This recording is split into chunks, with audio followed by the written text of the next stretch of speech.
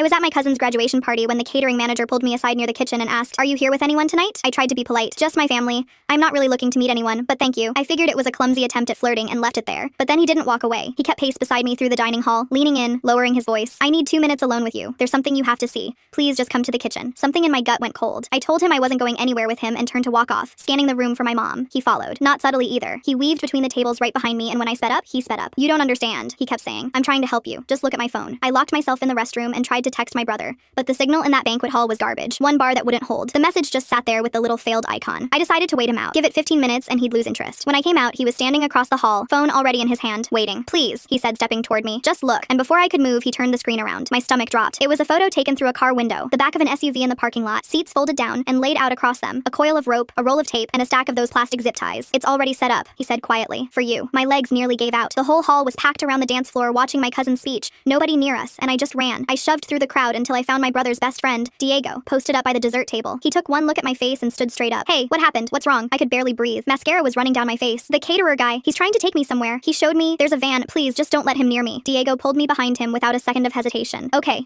I got you. Where is he?" I started to point, and then I heard the footsteps. The catering manager came around the corner fast, scanning, and locked eyes on me. Diego stepped into his path. "Hey man, you need to back off. Now." But the guy didn't even slow down. "No, she's coming with me. I'm not leaving without her." He pointed straight at me, breathing hard. And honestly, part of me almost laughed at the nerve because the man was maybe 5'4" and built like a coat rack, and Diego had 4 inches and 40 pounds on him easy. Diego actually smirked. "You're really gonna do this?" That's when the guy lunged, not at me, but at the glass of punch in my hand. I jerked back and threw it in his face on instinct. I opened my mouth to tell him security was coming. Nothing came out. The room tilted. My tongue went heavy, my vision smeared at the edges, and the floor came up sideways. I felt my knees buckle, and I went down against the table, glasses crashing, and the last clear thing I registered was my own pulse roaring in my ears. I guess the speeches ended right then, because suddenly there were people everywhere. My brother got to me first, scooping me up off the floor, shouting my name, and somewhere above me, fading in and out, I could hear the catering manager's voice, ragged and desperate. He drugged her. It was him. I've been trying to stop him all night. I found his car in the lot. I took pictures. That's why I kept following her. I couldn't get a full sentence out before she ran. Diego's voice cut in, too smooth, too fast. "Bro, you can't just throw accusations like that. You're insane." But my brother had already taken the phone the caterer was holding out, the van, the rope, the zip ties, and then a second photo the caterer had snapped without anyone noticing. Diego, in that same parking lot, leaning into that same open trunk. My brother went very still. Then he roared for security. Through the blur, I felt my hand being squeezed, and the caterer,